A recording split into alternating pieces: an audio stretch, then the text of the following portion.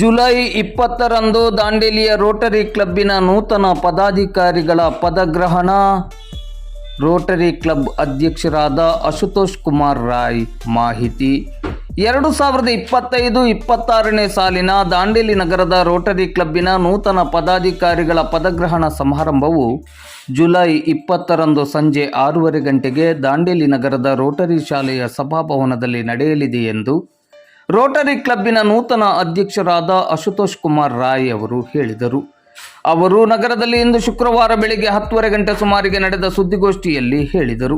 ನೂತನ ಪದಾಧಿಕಾರಿಗಳಿಗೆ ರೋಟರಿ ಕ್ಲಬ್ಬಿನ ಜಿಲ್ಲಾ ಪ್ರಾಂತಪಾಲರಾದ ಲೆನ್ನೆ ಡಿಕೋಸ್ಟಾ ಅವರು ಪ್ರಮಾಣ ವಚನವನ್ನು ಬೋಧಿಸಲಿದ್ದಾರೆ.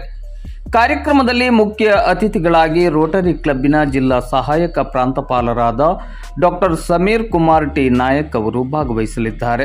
ಈ ಕಾರ್ಯಕ್ರಮದಲ್ಲಿ ನಗರದ ನಾಗರಿಕರು ಹೆಚ್ಚಿನ ಸಂಖ್ಯೆಯಲ್ಲಿ ಭಾಗವಹಿಸಿ ಕಾರ್ಯಕ್ರಮವನ್ನು ಚಂದಗಾಣಿಸಿಕೊಡಬೇಕಾಗಿ ಅಶುತೋಷ್ ಕುಮಾರ್ ರಾಯ್ ಅವರು ವಿನಂತಿಸಿದ್ದಾರೆ.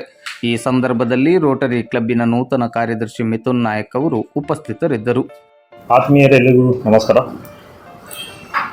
ರೋಟರಿ ಕ್ಲಬ್ ಆಫ್ ದಾಂಡೇಲಿ ವತಿಯಿಂದ ನಾವು ಈ ವರ್ಷದ ನಮ್ಮ ನೂತನವಾಗಿ ಆಯ್ಕೆಯಾದ ಅಧ್ಯಕ್ಷರಾದ ರೋಟರಿಯನ್ ಅಶುತೋಷ್ ಕುಮಾರ್ ರಾಯ್ ಅವರ ಒಂದು ಪದಗ್ರಹಣ ಸಮಾರಂಭ ಇದೇ ಬರುವ ರವಿವಾರ 20/7/2025 ಸಂಜೆ 6:00 ನಮ್ಮ ಶಾಲೆಯ ಸಭಾಭವನದಲ್ಲಿ ನೆರವೇರಲಿದೆ.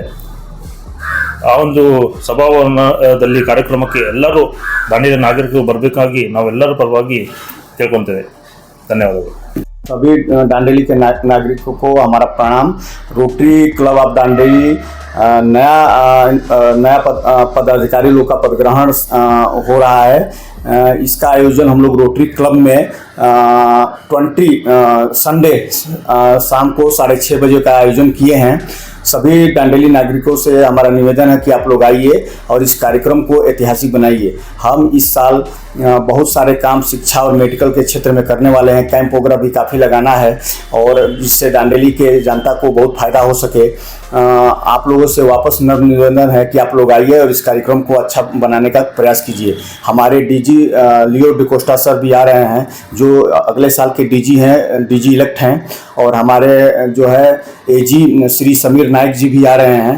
तो कार्यक्रम बहुत अच्छा रहेगा और इसका मराठा समाज में खाने का भी व्यवस्था किया गया है. तो आप सभी से निवेदन है कि आप लोग बड़ी संख्या में आइए और इस कार्यक्रम को सफल बनाइए. बहुत बहुत धन्यवाद.